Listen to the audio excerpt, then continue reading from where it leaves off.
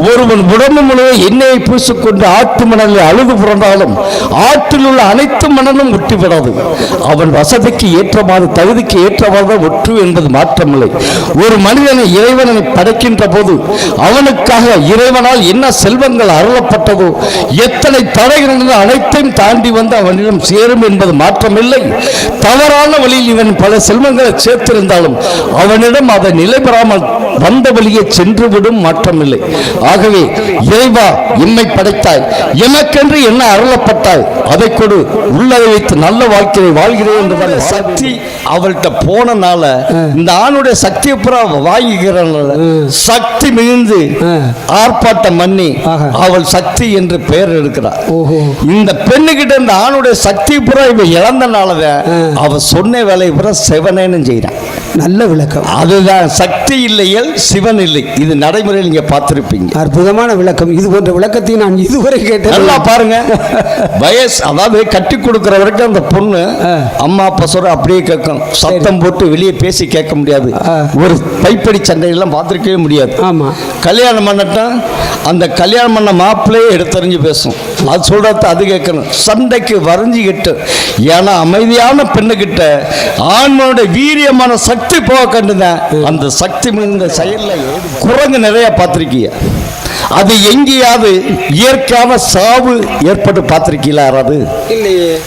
எங்கேயுமே இயற்கையான சாவுல இருக்காது, அடிபட்டு கிடக்கும். ஏன்னா உமது மத ஆச்சாரப்படி ராமருடைய மோட்ச அவதாரம் ராமருக்குத்தான் கொடுத்தாரு. ராமர் குரங்குக்குத்தான் கொடுத்தாரு. ஏன்னா அது ஒண்ணுக்குத்தான் சீவராஜியில இறப்பு தேதி இறப்பு நேரம் சரியா தெரியும். ஏன்னு பாருங்க, அழகர் மலையில் பாருங்க குரங்கு நிறைய வாழும். ஏன்னா அங்கே புற்றுக்கள் நிறைய இருக்கும். அதனுடைய சாவு நேரம் அதுக்கு தெரிந்து விட்டதென்றால் அந்த புற்று மண்ணை சுரண்டி உள்ளே போய் சென்று விடும். மண் மேவி அதை மூடிக்கொள்ளும். தவறையும் செய்துவிட்டு அதை உணரக்கூடிய தன்மையில் இல்லாமல் போகிறாரு மன்னன் என்ற மதுபோதை. எவ்வளவுதான் உயர்ந்திருந்தாலும் பணிவு என்பது இருக்க வேண்டும். உயர பணிவு இருந்தால் தான் மனிதன் வாழ முடியும். பணிவில்லாத மனிதன் எப்படி வாழ முடியும்? போயிட்டு வாருங்கள், சென்று வாருங்கள். உங்கள் குணத்தை இப்பொழுதுதான் புரிந்து கொண்டு, எவ்வளவு அன்பாக பாசமாக இருந்தவர் இப்படி மாறிவிட்டாரு. ஐயா புனிதரே, தாங்கள் எங்களை தவறாக புரிந்து கொள்ளக்கூடாது. காரணம் என்னவென்றால், எனது சகாக்கள் ஏதோ மனக்குழப்பத்தில் இருக்கிறார்கள். நீங்கள் மக்களுக்கு நன்மை செய்ய போய் அது ஒரு தவறாக முடிந்திருக்கிறது. ஆனாலும் அவர்கள் செய்த தவறுக்காக நான் உங்களிடம் மன்னிப்பு கேட்டுக்கொள்கிறேன். ஆகையினாலே தாங்கள் நிறைய மக்களுக்கு தொண்டு செய்திருக்கிறீர்கள் என்பதை தெரிந்து கொண்டேன். இன்னும் தங்களிடம் என்னென்ன அற்புதங்கள் இருக்கிறது, என்னென்ன மகிமைகள் இருக்கிறது, அதை நானும் தெரிந்து கொள்ள ஆசைப்படுகிறேன். ஏனென்றால் இப்படிப்பட்டவர் தான் எனது நாட்டிற்கு தேவை. எனது நாட்டு மக்கள் எல்லாம் மகிழ்ச்சியாக இருந்தால் அது ஒன்று போதும் எனக்கு. ஆகையினாலே தாங்கள் ஏதேனும் போதனைகள் இருந்தால் அதை சற்று தெளிவாக கூற முடியுமா? மன்னர் அவர்களே, பசித்தவன் புசிக்க வேண்டும், தாகத்தில் திணைத்தவன் தண்ணீர் அருந்த வேண்டும் என்பது சாலச் சிறந்தது. தாங்களை மனம் விரும்பி எம் மதத்தின் மறை விளக்கத்தை வினவுகின்ற போது எடுத்துரைக்க நான் சித்தமாயிருக்கிறேன். எகிப்து நாட்டை ஆண்டது பார்வோன் என்னும் மன்னன். அம்மன்னன் தன் நாட்டின் அடிமைப்பணிகளை மேற்கொள்ள ஆட்களை தேர்வு செய்யும் பொருட்டு இஸ்ராயல் நாட்டில் மிக மிக வறுமையில் வாடிய பல மக்களை அங்கிருந்து குடிவரச் செய்து தன் எகிப்து நாட்டில் குடியமர்த்தி அந்த எகிப்து நாட்டின் அருவருக்கத்தக்க அடிமைப்பணிகளை அந்த இஸ்ராயல் மக்கள் செய்து வருமாறு வலியுறுத்தி பல உபாதைகளை கொடுத்து வந்தான். இதை அறிந்த பார்வோன் மன்னனின் வளர்ப்பு மகன் மோயிசன் தன்னை வளர்த்த தந்தைக்கு தெரியாமலே பற்பல உதவியில் அந்த இஸ்ராயல் மக்களுக்கு செய்து வந்தான். சரி, அது அந்த மக்களுக்கு பெரும் ஆறுதலாய் இருந்தது. இருப்பினும் இந்த துன்பக்களத்திலிருந்து நாம் நிரந்தரமாக விடுவித்துக் கொள்ள வேண்டுமே எண்ணம் கொண்ட இந்த இஸ்ராயல் மக்கள் சதா சர்வ காலமும் சவம் செய்து இறைவனுடன் சமர்ப்பித்து விடுதலை விரும்பி வந்தனர். இதை அறிந்த இறைவன் அந்த இஸ்ராயல் மக்களை தன் அளப்பரிய மக்களாக தேர்வு செய்து கொண்டு அவர்களை விடுவிக்க எண்ணம் கொண்டு எகிப்து நாட்டின் ஆளுமை எல்லையாக கருதப்படுவது செங்கடல். அந்த செங்கடலுக்கு அப்பால் உள்ள பாலும் தேனும் பொழியும் கானான் தேசத்தில் இந்த இஸ்ரேல் மக்களை இறைவன் குடியமர்த்தினார். சரி, துன்ப காலத்தில் துவண்ட மக்கள் விடுதலை ஆன போது நமக்கு விடுதலை அளித்த இறைவன் சித்தப்படி அவர்கள் வாழாமல் சமுதாய சீர்காலான பல பாவச் செயல்களை செய்து பாவ படுகொலையில் வீழ்ந்து கிடந்தனர். இதை அறிந்த இறைவன் அவர்கள் மனம் மாறி வாழ ஏதுவாக மறைமுகமாக சில பல கொள்ளை நோய்களை அனுப்பினார். அதையும் அந்த மக்கள் அறிந்திராமல் மீண்டும் மீண்டும் பாவச் செயலில் ஈடுபட்டதால் சீனாய் மலையில் கற்பலகையில் 10 கட்டளை இறைவன் வடிவமைத்து அதை மோயிசனிடம் இறைவன் கொடுத்து இந்த 10 கட்டளைப்படி இந்த இஸ்ராயல் மக்கள் வாழ வேண்டும் என்று அறிவுறுத்தினார். முதல் கட்டளை உமக்கு கர்த்தாவாகிய சர்வேஸ்வரர் நாமே நம்மை தவிர உமக்கு தெய்வம் இல்லை என்பதாகும். சரி, தாய் இழந்தவர்கள் பல பிள்ளைகளை பெற்று பேணி பாதுகாத்து அவர்கள் வாழ்க்கை தரம் இப்படித்தான் அமைய வேண்டும் என்று கங்கணம் கட்டிக்கொண்டு தன் உடல் பொருள் ஆவி அனைத்தையும் செலவழித்து திருநிலைப்படுத்துகிறார்கள். அப்படி திருநிலைப்படுத்தப்பட்ட பின் அந்த பிள்ளைகளோ நம்மை இந்த உலகிற்கு வெளிக்கொணர்ந்த பெற்ற தாய் தந்தையை முதல் தெய்வம் என்று கருத்தில் கொண்டு அவர்களுக்கு செலுத்த வேண்டிய அன்பு பாசம் உத்தான கடமையை செலுத்தாமல் குடும்பத்தின் புதிய வரவிற்கு புறம் போட்டுக் கொண்டு பெற்றவர்களை புறக்கணிப்பது போல உலகத்தையும் உலகில் நம்மையும் படைத்து காத்த ஒரு இறைவன் ஒருவனை என்று கருத்தில் கொண்டு வணங்காமல் இறைவன் படைப்பிலே உருவான நிலம் நீர் நெருப்பு காற்று ஆகாயம் என்று சொல்லக்கூடிய பஞ்சபூதத்தின் வழியில் பல தெய்வங்களை வணங்கக்கூடாது, ஒன்றே குலம் ஒருவனே தேவன் என்பதை எடுத்து வைக்கிறது. இரண்டாவது கட்டளை என்னோட திருநாமத்தை வீணாக சொல்லாதிருப்பாயாக என்பதாகும். இறைவனுடைய திருப்பெயரை போற்றுவதற்கும் புகழ்வதற்கும் வணங்குவதற்கும் வாழ்த்துவதற்கும் மட்டுமே பயன்படுத்த வேண்டும். அதை விடுத்து சாஸ்திரங்கள் சிறுசீரான செய்வினை பில்லி சூனியம் ஏவல் போன்ற காரியங்கள் செய்வதற்கு இறைவன் பெயரை சொல்லி துணைக்கு அழைக்கக்கூடாது என்பதாகும். மூன்றாவது கட்டளை இறைவனுடைய திருநாமத்தை வீணாக சொல்லாது, இறைவனுடைய திருநாட்களை வீணாக சொல்லாதே பயன்படுத்தாதே என்பதாகும். இறைவனுடைய திருநாட்கள் என்பது இறைவனுடைய படைப்பு காலம். படைப்பு காலம் என்பது 7 நாட்கள். வாரத்தில் முதலாவது இறைவன் இருளில் ஒளியை பிரித்தெடுத்தார். இருளுக்கு இரவென்றும் ஒளிக்கு பகல் என்றும் பெயரிட்டார். 7ஆம் நாள் மேலிருந்து கீழ் வரையான வானவரில் குறுக்கே பிளவை உண்டாக்கி மேல் பகுதியை ஆகாயம் என்று கீழ்ப்பகுதி பூமி என்றும் படைத்தார். 3ஆம் நாள் பூமி முழுவதும் பரவியிருந்த நீர்த்திரளில் 4/3 பங்கு நீர் ஒன்று சேரவும் ஒருபுறம் காய்ந்த தரையும் தோன்று முடிச்சு செய்தார். ஒன்று சேர்ந்த நீர்த்திரளுக்கு கடல் என்றும் காய்ந்த தரைக்கு நிலம் என்றும் பெயரிட்டு அந்த நிலத்தில் தத்தம் இனத்தின்படி முளைக்கக்கூடிய புல் போன்ற செடி கொடிகளை முளைக்கச் செய்தார். 4ஆம் நாள் பகலையாக ஆள கொடிய சுடரும் சூரியனையும் இரவையால கொடிய குளிர்ச்சியான சூரியனும் சந்திரனையும் படைத்து சூரியன் சந்திரன் இருவரை இந்த பூமியை ஒருமுறை சுற்றி வந்தார்.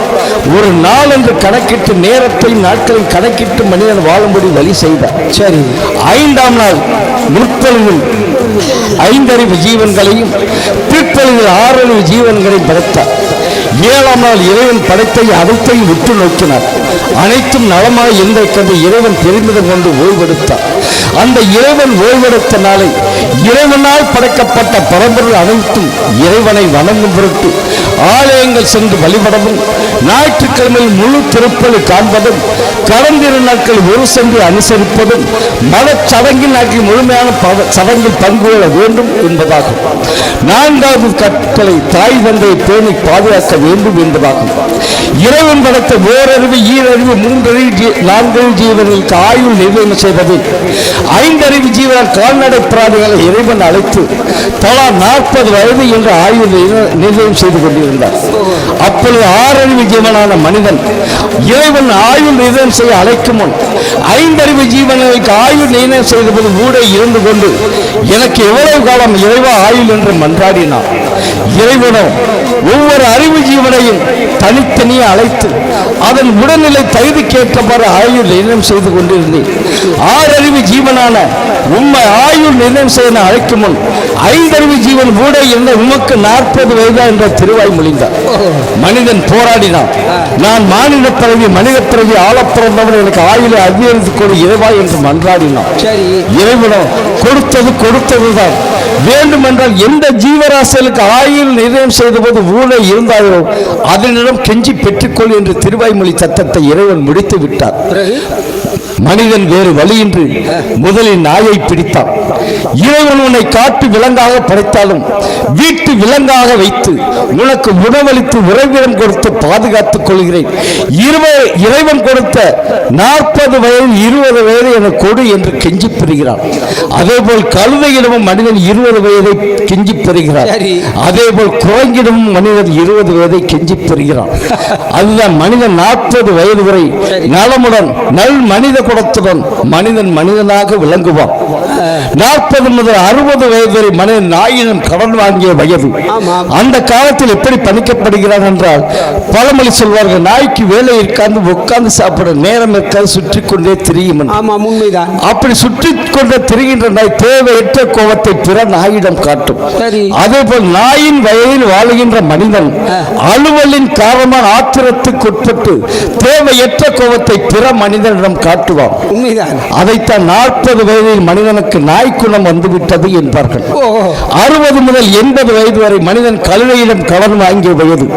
அந்த காலகட்டத்தில் தான் பெற்ற பிள்ளைகளை திருமணம் செய்து திருநிலைப்படுத்த வேண்டிய கடன் சுமை பொருளாதார கடன் சுமைக்கு உட்பட்டும் அப்படி திருமணம் செய்த பின் வருடம் ஒரு சீர் சுமத்தி என்ற முறையில் சுமந்து நின்ற பிள்ளைகளுக்கு சமர்ப்பிக்க வேண்டிய காலத்துக்கு உட்பட்டு கழுதை பொது சுமப்பது போல் குடும்பத்தின் பாவத்தை சுமக்கப்படுகிறான். 80 முதல் 100 வயது வரை மனிதன் குரங்கிடம் கடன் வாங்கிய வயது. அந்த காலகட்டத்தில் அவன் நாடி நரம்புகள் தளர்ந்து கூனி குறுகி கண் பார்வை குறைந்து குரங்கு உற்று நோக்க நெற்றியை ஏற்றி சுருக்கி பார்ப்பது போல் கண்ணாடி பார்வை பார்த்தும் ஒரு மாத சோற்றுக்கு இந்த மகன் வீட்டிலும் மறுமாத சோற்றுக்கு அந்த மகள் வீட்டிலும் என்று நிர்பந்திக்கப்பட்டு குரங்கு நிலையில்லாமல் கிளை விட்டு கிளை தாவி வாழ்வது போல் இடம்பெயர்ந்து வாழக்கூடிய காலத்திற்கு பணிக்கப்படுகிறார்கள். ஆகவே 40 வயதுள்ள நலமிக்க தந்தைக்கு நலமார்ந்த பிள்ளைகளாகவும் நாய்க்குணத்தை வாழ்கின்ற பெற்றோர்கள் வெளிப்படுத்துகின்ற கோபத்தை பொருள்படுத்தாமலும் கழுதையின் வயதில் வாழ்கின்ற பெற்றோர்கள் குடும்பத்தின் பாரத்தை சுமக்கின்ற போது பொருளாதார பாரத்தை சுமக்கின்ற போது சேர்ந்து சுமக்கக்கூடிய பிள்ளைகளாகவும் குரங்கின் வயதில் வாழ்கின்ற பெற்றோர்கள் ஓரிடத்தில் வைத்து உற்றான கடமையை ஆற்ற வேண்டும் என்பதை எடுத்துரைக்கிறது. இதைத்தான் மகன் தந்தை காட்டும் உதவி இவன் தந்தை என்னோற்றான் கொள் என்னும் சொல்லின்படி அமைந்துள்ளது. 5வது கட்டளை கொலை செய்யாதிருப்பாயாக என்பதாக. கொலை செய்யாமல் இருப்பது இறைவன் மனிதனுக்கு கொடுத்தது 40 வயது, இரவல் வாங்கியது 60 வயது என்பது விதிப்பெயர். இந்த 100 வயதுக்குள் மதியின் காரணமாக ஒருவன் அகால மரணத்திற்கு சம்பவிக்கின்ற போது கொலை செய்த விபத்துக்களோ சம்பவிக்கின்ற போது அவனுடைய ஆத்மா இறைவன் சந்ததிக்கு செல்கின்ற போது இறைவனோ உமது மண்ணுலக வாழ்க்கை காலம் இன்னும் பாக்கி இருக்கிறது, மேலும் நீ அகால மரணத்தில் சம்பவித்ததால் அமைதி காக்க வேண்டிய மோட்சராக்கினது உமது ஆர்ப்பரிப்பு அமைதியை கெடுத்துவிடும் என்று ஏற்க மறுத்து நிராகரிக்கிறார். மீண்டும் அந்த ஆத்மா மண்ணுலகம் வருகின்ற போது அதன் உடல் அழிக்கப்பட்ட நேரத்தில் வேறு எங்கு செல்லும் வழி இல்லாமல் காற்றோடு காற்றாய் கலந்து சாத்தானாக உருவெடுத்து நலமுடன் வாழ வேண்டிய உடலில் புகுந்து கொண்டு அவர்களை வதைப்படுத்துகிறது. தாங்கள் பார்த்திருக்கலாம், நன்மரணத்தில் சம்பவிக்கின்ற மரணங்கள் என்றுமே சாத்தானாக உருவெடுப்பதில்லை. அவமரணத்தில் சம்பவிக்கின்ற மரணங்கள் சாத்தானாக உருவெடுக்கும் என்பது மாற்றமில்லை. படைத்தல் காத்தல் அழித்தலுக்கு அதிபதியான இறைவன் செயலை மனிதன் செய்யக்கூடாது என்பதை எடுத்துரைக்கும் வகையில் அருள் அல்லது யாதனில் கொல்லாமை, பொருள் அல்லது அவ்வுன் திணல் என்ற வார்த்தையின்படி அமைந்துள்ளது. 6வது கட்டளை மோகபாவம் செய்யாதிருப்பாயாக என்பதாகும். அது என்ன மோகபாவம் செய்யாமல் இருப்பார்? ஆண் பெண் இருபாலர் இடையிலும் பேச்சுவார்த்தைகள் ஆடை அணையங்கள் சரசங்கள் அனைத்தும் வரைமுறையோடு அமைய வேண்டும். ஏனென்றால் நல்ல பேச்சுக்கள் நல்ல சம்பவங்கள் நல்ல சரசங்கள் இத்தனை வந்த போதும் இந்த உள்ளம் ஈர்த்து கொள்ளாது. தவறான பேச்சுக்கள் தவறான சம்பவங்கள் எத்தனை வந்தாலும் அவை அனைத்தையும் ஈர்த்து கொண்டு பலமுறை நினைத்து பிரதிபலித்து தவறான செய்திகளில் ஈடுபட்டு இறுதியில் சிசுக்கொலை போன்ற சம்பவங்களை மனிதன் செய்ய நேரிடுகிறது. மனிதனின் வாழ்க்கை பூவாயி பிஞ்சாயி காயை கனியாய் பெருமையாய் வேண்டிய வாழ்க்கை பெஞ்சிலை வெம்பி வீணடிக்கப்படுகிறது. அச்செயலை மனிதன் மோகத்தின் பேரால் பாவச் செயலை செய்யக்கூடாது என்பதை எடுத்துரைக்கும் வகையில் அக்காமை செல்வத்திற்கு வெட்காமை வேண்டும் பிறர் கைப்பொருட்களில் அமைந்துள்ளது. 7வது கட்டளை களவு செய்யாதிருப்பாயாக என்பதாகும். திரைக்கடலோடியும் திரவியம் தேடி என்பார்கள். ஒருவன் கடல் கடந்த கடின உழைப்புல பல செல்வங்களை திரட்டுகிறான் என்றால் அச்செல்வத்தை அவன் காணுகின்ற போது அவன் பட்ட கஷ்டங்கள் எல்லாம் அங்கே மறையப்படும். ஒருவன் கடின உழைப்பில் ஈட்டப்பட்ட செல்வத்தை ஊன் உடல் உழைப்பின்றி நட்பின் உடல் நயவஞ்ச எண்ணம் கொண்டு ஒருவன் பொருளை ஒருவன் திருடி செல்கின்ற போது கடின உழைப்பில் செல்வங்களை ஈட்டப்பட்டவன் உள்ளம் படுகின்ற வேதனைக்கு அளவே இருக்காது. மேலும் எடுத்தவனுக்கு ஒரு மனது கொடுத்தவனுக்கு பல மனது என்ற சொல்லுக்கிடங்க இவன் எடுத்திருப்பானா அவன் எடுத்திருப்பான் என்ற தவறான எண்ணத்தில் நல்ல உள்ளத்தையும் கள்ள உள்ளமாக கணக்கிட்டு அங்கே வீண் பிரச்சனை ஏற்படக்கூடும். ஆகவே அவன் உழைத்த பொருளோடு தான் வாழ வேண்டும் என்று எடுத்துரைக்கும் வகையில் உள்ளத்தால் உள்ளலும் தீதை பிறர் கள்ளத்தால் கல்வம் என்ற வார்த்தையின்படி அமைந்துள்ளது. 8வது கட்டளை பொய் சாட்சி சொல்லாதிருப்பாயாக என்பதாகும்.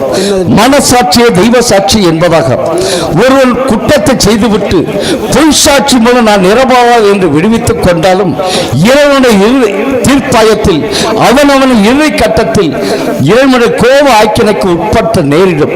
ஒருவன் செய்த தவறுக்கும் ஒரு தண்டனை, ஒருவன் செய்த தவறுக்கு பொய் சாட்சியின் மூலம் நிரபராதிய தண்டனைக்கு உட்படுத்தியதால் இந்த பொய் சாட்சி சொன்னவனின் இறுதி கட்டம் மிக மிக கொடுமையான ஆக்கினைக்கு உருவாகும் என்பது மாற்றம் இல்லை. ஆகவே தன்னெஞ்சு அறிவது பொய்யற்க பொய்த்த பின் தன்னெஞ்சை தன்னை சுடி என்பதில் அடுத்தவன் மனம் புண்படும் வழியில் பொய் சாட்சி சொல்லி நீதியை சாகடிக்க கூடாது என்பதாகும். 9வது கட்டளை பிறர் தாரத்தை விரும்பாதிருப்பதாக என்பதாகும். என்ன பிறர் தாரத்தை விரும்பாமல் இருப்பது? இறைவன் படைக்கின்ற போது தம் சாயலாக ஆண் மகனை படைத்தார், ஆனால் பெண்ணை படைக்க மறந்து விட்டார். இந்த மனித இனம் பழுகி பெருக வேண்டுமே என்ற எண்ணம் கொண்ட இறைவன் ஆண்மனுக்கு ஆழ்ந்த தூக்கம் வரச் செய்து அவன் விழா எலும்பை ஒன்றை எடுத்து சுவற்ற வைத்த சித்திரம் தீட்ட முடியும் என்ற சொல்லுக்கு இணங்க அந்த விழா எலும்பை ஆதாரம் வைத்து பெண்ணை உருவாக்கி அந்த ஆணுக்கென்று அவர் படைத்தார். ஆண்மன் விழா எலும்பு என்ற ஒரு பெண்ணை இறைவன் உருவாக்கினர் என்பதற்கு இரு சாட்சியங்கள் நிரூபிக்கப்பட்டிருக்கிறது. என்னது இரு சாட்சி? உமது மாதா ஆச்சாரப்படி ஒரு ஆணும் பெண்ணும் இறந்து விட்டால் அடக்கம் செய்ய தேர் செய்வீர்கள் அல்லவா? குறுக்க வைத்து கட்டப்படுகின்ற கம்புகளை எண்ணிப்பார்கள். ஆண்களுக்கு 7 கம்பு வைத்து கட்டுவார்கள், பெண்களுக்கு 8 கம்பு வைத்து கட்டுவார்கள். ஏனென்றால் இறைவன் படைப்பில் பெண்களுக்கு ஒரு விழா எலும்பு கூடுதலாக இறைவனால் அமைக்கப்பட்டது என்று அறியவும் இந்த பலவீனமான பெண்கள் தன் வயிற்றில் கருவுற்று 10 மாதம் குழந்தை சுமந்து பிரசவம் என்ற முறையில் பெற்று எடுப்பார்கள். பிற என்றால் மறு, சவம் என்றால் இறப்பு, இறந்து பிறக்கக்கூடிய மறுபிறப்பு கொள்ளக்கூடிய கொடிய உபாதையை இந்த பலவீனமான பெண்கள் மேற்கொள்கிறார் என்றால் பலமிக்க ஆண்மனின் விழா எலும்பை இறைவனால் பெண்களுக்கு கொடுக்கப்பட்டதாக தான் அந்த கடமையை எடுத்து செய்ய முடிகிறது என்பதை உணர முடியும். ஆகவே இறைவன் எந்த ஆண்மனின் விழா எலும்பிலிருந்து எந்த பெண்ணை படைத்தாரோ அவள்தான் அவனுக்கென்று இறைவனால் உருவாக்கப்பட்டவள். ஒருவனுக்கு ஒருத்தி என்ற முறையில் வாழ வேண்டுமே தவிர மாற்றான் தோட்டத்து மல்லிகைக்கு தன் மனமொன்று திருடி திங்கும் பொருளுக்கு தான் சுவை அதிகம் என்ற எண்ணத்தில் பிறர் மனைவியை தன்வசம் ஈர்க்கின்ற போது இரு குடும்பத்தாரின் மனநிலையும் பாதிக்கப்பட்டு பல பிரச்சனைகள் உட்பட்டு இரு குடும்பம் அழிந்துவிடும் என்பது மாற்றம் இல்லை. இதைத்தான் பிறன்மனை நோக்கா பேராண்மை சான்றோருக்கு அறநோன்று ஆற்ற ஒழுக்கு என்ற வார்த்தையின்படி அமைந்துள்ளது. 10வது கட்டளை பிறர் பொருளை அபகரிக்காதே என்பதாகும். அது என்னது? ஒருவன் உடம்பு முழுவதும் எண்ணெயை பூசிக்கொண்டு ஆற்று மணலில் அழுது புரண்டாலும் ஆற்றில் உள்ள அனைத்து மணலும் ஒட்டிவிடாது. அவன் வசதிக்கு ஏற்றவாறு தகுதிக்கு ஏற்றவாறு ஒற்று என்பது மாற்றமில்லை. ஒரு மனிதனை இறைவனை படைக்கின்ற போது அவனுக்காக இறைவனால் என்ன செல்வங்கள் அருளப்பட்டதோ எத்தனை தடைகள் அனைத்தையும் தாண்டி வந்து அவனிடம் சேரும் என்பது மாற்றமில்லை. தவறான வழியில் இவன் பல செல்வங்களை சேர்த்திருந்தாலும் அவனிடம் அதை நிலை பெறாமல் வந்த வழியே சென்றுவிடும், மாற்றமில்லை. ஆகவே இறைவா எம்மை படைத்தாய், எமக்கென்று என்ன அருளப்பட்டாய், அதை கொடு, உள்ளதை வைத்து நல்ல வாழ்க்கையை வாழ்கிறேன் என்றுதான் வாழ வேண்டும். அதை விடுத்து பிறர் சொத்தக அபகரிப்பதும் பொழியை புரட்டி போடுவதும் பொய்ப்பத்திரம் போட்டு சொத்தை சேர்ப்பது போல தவறான வழியில் சேர்க்கின்ற போது அது அவனிடம் நிலை பெறாமல் வந்த வழியை சென்றுவிடும் என்பது மாற்றமில்லை. இதைத்தான் நடுவின்றி நட்பொருள் வெற்றின் குடி என்று குற்றமும் அங்கு தகும் என்ற முறையில் 10வது கட்டளை அமைந்துள்ளது. இந்த 10 கட்டளைகளும் 2 கட்டளையில் அடங்கும் மன்னர் அவர்களே. அது எப்படி? எல்லாவற்றிற்கு மேலாக இறைவன் ஒருவனை என்று கருத்தில் கொள்ளவும் தன்னை தான் நேசிப்பது போல பிறரை நேசிக்க வேண்டும் என்பதை எடுத்துரைக்கிறது. இதுவே எமது மறைவிளக்கம் மன்னர் அவர்களே. ஆஹா, அற்புதமான கருத்துக்கள். நிறைய கருத்து இருக்கிறது. இந்நாட்டு மக்களுக்கு அது பயனுள்ளதாகவும் அமைந்திருக்கிறது. ஆனால் ஒரே ஒரு கட்டளை மட்டும் இந்த நாட்டு மக்களுக்கு ஒத்து வராது. என்னவென்று கேட்டீர்களானால், இந்த 9வது கட்டளை சொன்னீர்களே, ஒருவனுக்கு ஒருத்தி என்று வாழ வேண்டும் என்று. அது கிறிஸ்துவ மதத்தில் வேண்டுமானால் அப்படி இருக்கலாம். ஆனால் எங்கள் மதத்தில் அப்படி கிடையாது. இந்து மதத்திலே எத்தனை மனைவி வேணாலும் மணந்து கொள்ளலாம் என்கிற ஒரு சட்ட ரீதியாக நடந்து கொண்டுதான் இருக்கிறது. ஏன் குறிப்பாக எடுத்துக்கொள்ளுங்களேன், எனக்கே நிறைய மனைவிகள் இருக்கிறார்கள். இருந்தாலும் எனது வளர்ப்பு மகன் தடியத்தேவனுக்கு 4 மனைவிகள் இருந்தும் 5வது எனது அக்கால் மகள் கடலை மாலை திருமணம் செய்து கொடுத்திருக்கிறேன் என்றால் பாருங்கள். ஆகையால் அது ஒன்றுதான் உங்களுக்கும் உங்களுடைய கிறிஸ்துவ மதத்திற்கும் எங்களுடைய இந்து மதத்துக்கும் ஒத்து போகாமல் இருக்கிறது. சரி இருக்கட்டும். இருந்தாலும் ஒன்று தவறு இருந்தால் நிறைய நல்ல கருத்துக்களை தந்திருக்கின்றீர்கள். தங்கள் மனதிலே ஆழ புதைந்த புதையல்கள் குவிந்து கிடக்கிறது என்று எண்ணுகிறேன். என் நாட்டு மக்களுக்கு தேவையான கருத்துக்கள் அனைத்தும் உங்கள் நெஞ்சத்தில் இருக்கிறது. அதை அரண்மனையில் வைத்து உபசரித்து ஓய்வெடுத்துக் கொண்டு பிறகு என் நாட்டு மக்களை எல்லாம் வரவழைத்து அவர்களுக்கும் இந்த விளக்கத்தை தெரிவிக்குமாறு கரம் கூப்பி கேட்டுக்கொள்கிறேன். என்ன நான் சொல்வது சரி? அது இருக்கட்டும். ஒரு பக்கம் ஒரு சந்தேகம் எனக்கு. அதாவது எங்கள் முருகன், சிவன், விநாயகர் என்று ஒரு குடும்ப கதை இருக்கிறது. எங்கள் சிவபெருமானுடைய கதையிலே அந்த கதை வருகிறது. அதிலே ஒரு பழத்தை வைத்து பெரிய பிரச்சனையே நடந்திருக்கிறது. அது ஒன்று தங்கள் கதைகளில் ஏதாவது பழங்களுக்கு எதுவும் முக்கியத்துவம் அளித்து ஏதாவது ஒரு வரலாறு இருக்கிறதா? மன்னர் அவர்களே, தங்கள் மத தத்துவத்தின்படி ஒரு மாங்கனி சிறப்பு பெற்றது. ஆமாம், உண்மைதான். அதேபோல் எம் மதத்திலும் ஒரு கனி சிறப்பு பெற்றிருக்கிறது. அது என்ன கனி? இறைவன் முதல் ஆண் மனிதனையும் பெண்ணையும் படைத்து சிங்காரவனத்தில் நிர்வாணமாக உலாவரச் செய்து அதில் இருந்த கனிகளை பறித்து உண்டு தங்கள் பசியை பெற்றுக் கொள்கள் என்று உலாவரச் செய்தார். சரி. அப்படி உலாவரச் செய்கின்ற போது அந்த தோட்டத்திலிருந்து ஒரே ஒரு கனியை மட்டும் கொய்து திங்காதீர்கள் என்று இறைவனால் விளக்கப்பட்டது. அதன்படி அவர்கள் வாழ்ந்து வந்தனர்.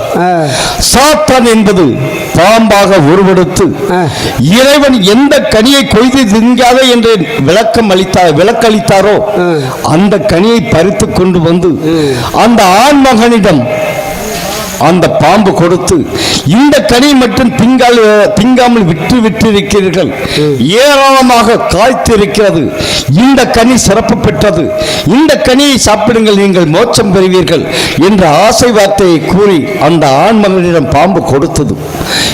அந்த ஆண்மகனோ இறைவன் இந்த கனியை கொய்து திங்கக்கூடாது என்று விளக்கி இருக்கிறார், இறைவன் பேச்சை ஒரு காலம் மீற மாட்டேன் என்று நிராகரித்தான்.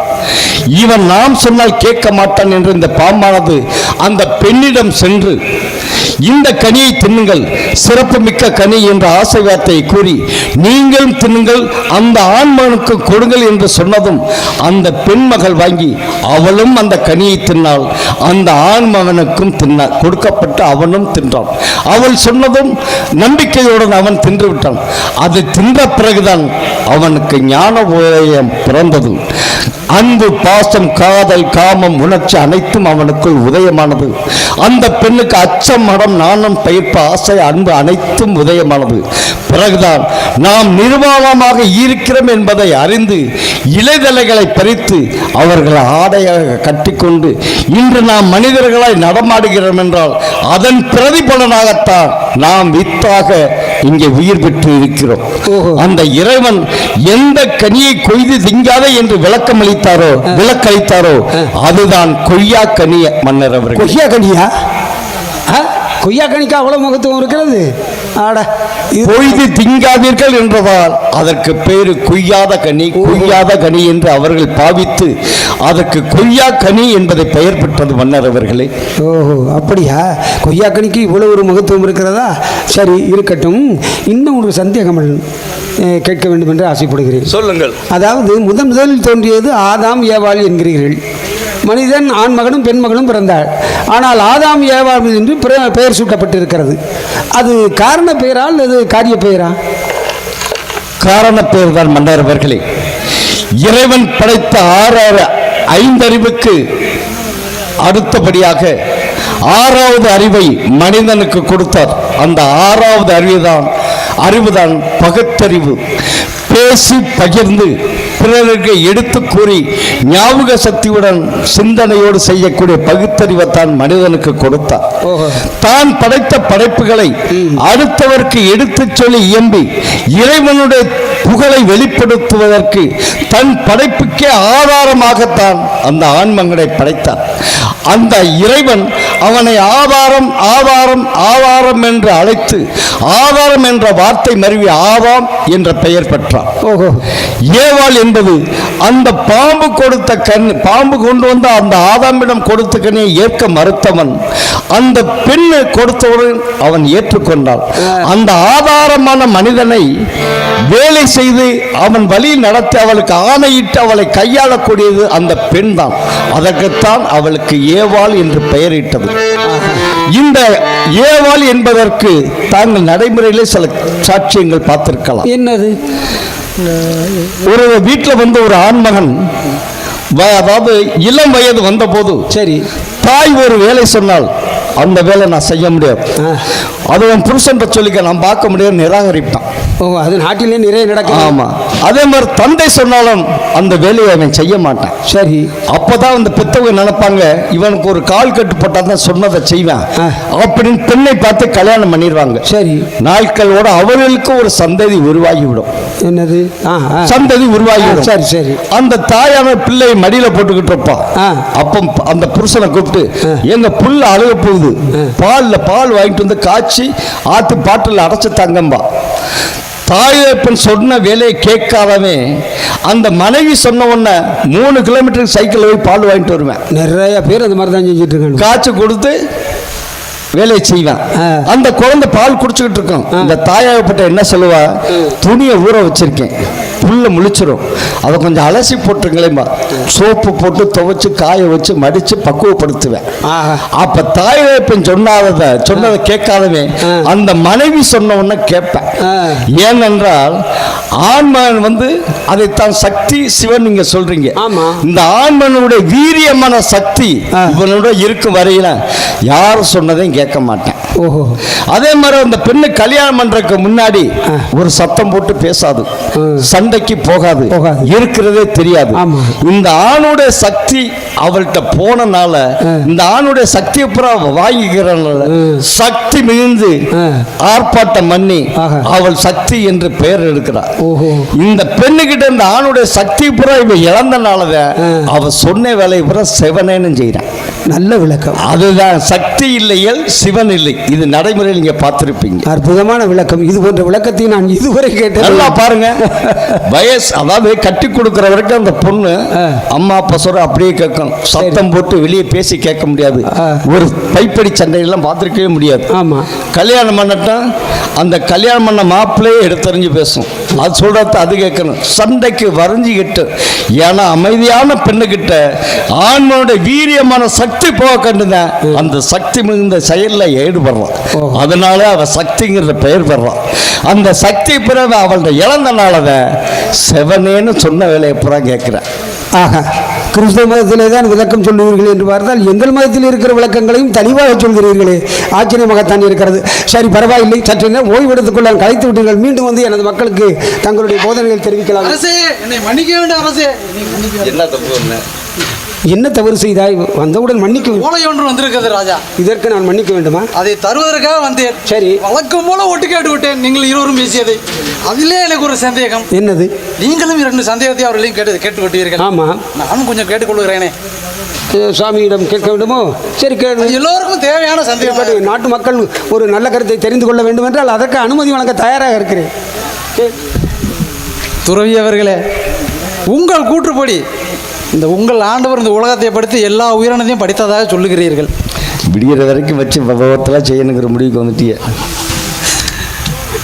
தாவர இனம் எல்லாமே பூ பூத்து காய் காய்ச்சி பழம் அழுத்து அதுலேருந்து விதைய இந்த உலகத்துக்கு கொடுக்குது. ஆனால் அந்த நடமாடுற உயிரினத்தில் ஒரு இனம் முட்டை போடுது, இன்னொரு இனம் குட்டி போடுது. இந்த முட்டை போடுற இனத்துக்கும் குட்டி போடுற இனத்துக்கும் நாங்கள் அடையாளப்படுத்துகிறதுக்கு எதனா உறுப்பு இருக்குதா? இதை பார்த்தா அது முட்டை போடும், இது குட்டி போடுன்னு தெரிஞ்சுக்கிறதுக்கு ஏதாவது உங்கள் ஆண்டவர் அடையாளம் வச்சுருக்காரா? அதை மட்டும் சொல்லிடுங்க.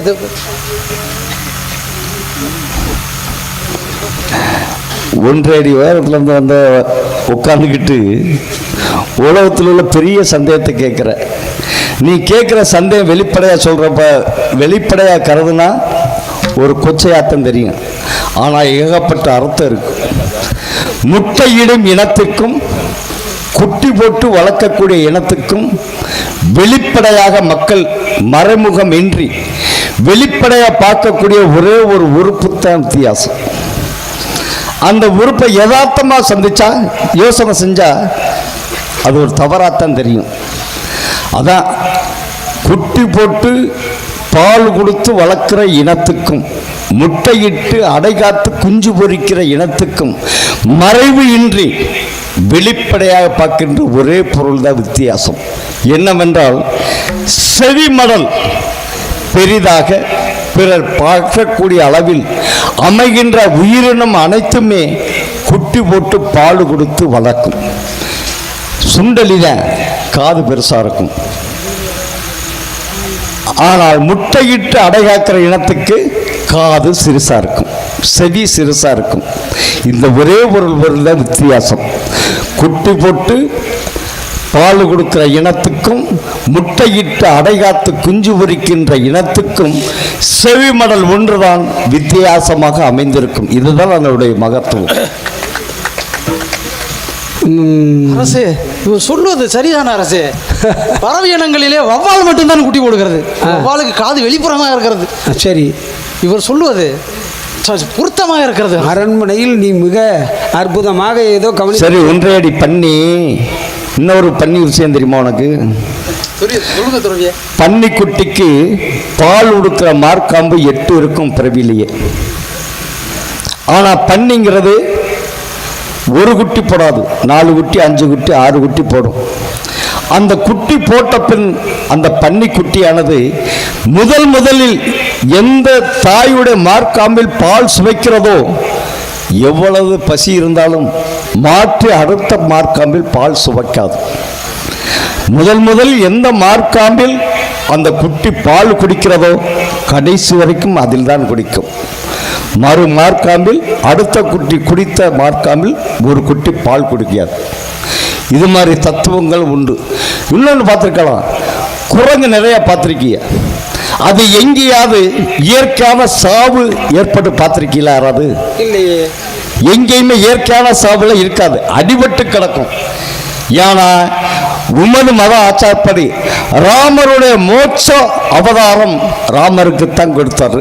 ராமர் குரங்குக்குத்தான் கொடுத்தாரு. ஏன்னா அது ஒண்ணுக்குத்தான் சீவராஜியில இறப்பு தேதி இறப்பு நேரம் சரியா தெரியும். ஏன்னு பாருங்க, அழகர் மலையில் பாருங்க குரங்கு நிறைய வாழும். ஏன்னா அங்கே புற்றுக்கள் நிறையா இருக்கும். அதனுடைய சாவு நேரம் அதுக்கு தெரிந்து விட்டதென்றால் அந்த புற்று மண்ணை சுரண்டி உள்ளே போய் சென்று விடும். மண் மேவி அதை மூடிக்கொள்ளும், அதிலேயே இறந்து விடும். அது ராமர் குரங்கு கொடுத்த பெரிய வரப்பிரசாதம். இந்த இறைவன் படுத்த ஜீவராசிகளிலேயே இறப்பு என்பது குரங்கு ஒன்றுக்குத்தான் தெரியும். அது பெரிய தத்துவம். துறவியே, தாங்கள் கிறிஸ்துவ மதத்தை சார்ந்தவரா அல்லது எங்கள் மதத்தை சார்ந்தவரா என்று எனக்கே புரியவில்லை. உமது தாயகம் வந்தபோது அனைத்தையும் கற்றுக்கொண்டேன். அதானே எங்களது புராணங்களும் தெரிகிறது, எங்களது போதனைகளும் உயர்வாக இருக்கிறது. ஆனால் எனது நாட்டு மக்களும் அதில் செலைத்தவர்கள். ஒரு காவலாளியே என்ன கேள்வி கேட்டு இருக்கிறார் பார்த்தீர்களா? மகாராஜா அழைத்து சொல்லுவோம். சரி, அவர்களுக்கு ஏதோ கடிதம் வந்திருக்கிறது போல் இருக்கிறது. இது எனக்கு வந்ததில்லை, தங்களுக்கு வந்தது. மன்னர் அவர்களே, கைதியாக நான் தங்கள் முன் பணிக்கப்பட்டேன். அன்பு காட்டி என்னை பாசப்பிணைப்பில் திணைத்தீர்கள். இன்னும் சில காலம் உங்களுடன் தங்கி என் அறிவுத்திறமை தங்களிடம் வெளிப்படுத்தியது போல் உங்களிடம் இருந்து ஏராளமான அறிவு செல்வங்களை பெற வேண்டும் என்ற ஆவல் கொண்ட போதிலும் விதிவசம் வேறாக அமைந்து விட்டது. மன்னர் அவர்களே, என்னது? நான் உடனே மதுரை வர வேண்டுமா? இறைப்பணி காரியமாக நான் பிறந்த தாயகம் போர்ச்சுக்கல் நாடு சென்று வர வேண்டும் என்று வெளிப்பணியாக என்னை நியமித்து மதுரையில் உள்ள சேஷ குருக்கள் எனக்கு ஆணை அனுப்பியிருக்கிறார்கள். மன்னர் அவர்களே, புனிதர் அவர்களே, தாங்களை உற்ற நண்பனாக, உயிர் தோழனாக, தெய்வ மனிதராகத்தான் கருதி இதுவரை நின்று கொண்டிருக்கிறேன். தாங்கள் இன்னும் என் நாட்டு மக்களுக்கு சிறந்த நற்கருத்துக்களை சொல்லுவீர்கள் என்று எதிர்பார்க்கும் சமயத்திலே இப்படி ஒரு பிரிவை சொல்லீர்களே, ஒரு 2 மாதமாவது தங்கி செல்லலாமா? மன்னிக்க வேண்டும் மன்னர் அவர்களே, என்னை அரசாள்வதும் என்னை ஆதரிப்பதும் நான் கட்டுப்படுவதும் மதுரையில் உள்ள சிரேஷ்ட குருக்கள் ஒருவருக்குத்தான். அவர் ஆணையை எந்த சூழ்நிலையில் நான் மீற முடியாத மன்னர்களே, கட்டுப்பட்டே ஆக வேண்டும். அப்படியா? ஆனால் பிரிவுதான் மனம் வேதனையை தருகிறது. ஆனால் சென்று பாருங்கள், மீண்டும் இந்த மண்ணிற்கு வந்தால் அவசியம் என்னை வந்து பாருங்கள். எனக்கு இப்பொழுது எப்படி இருக்கிறீர்களோ அதே போலவே நண்பனாக, உயிர் தோழனாக வந்து என் நாட்டு மக்களுக்கு நல்ல கருத்துக்களை தர வேண்டும் என்று கேட்டுக்கொள்கிறேன். உமது சித்தப்படியே இறைவன் சித்தம் நிறைவேறட்டும் மன்னர் அவர்களே. பாருங்கள், சென்று இந்த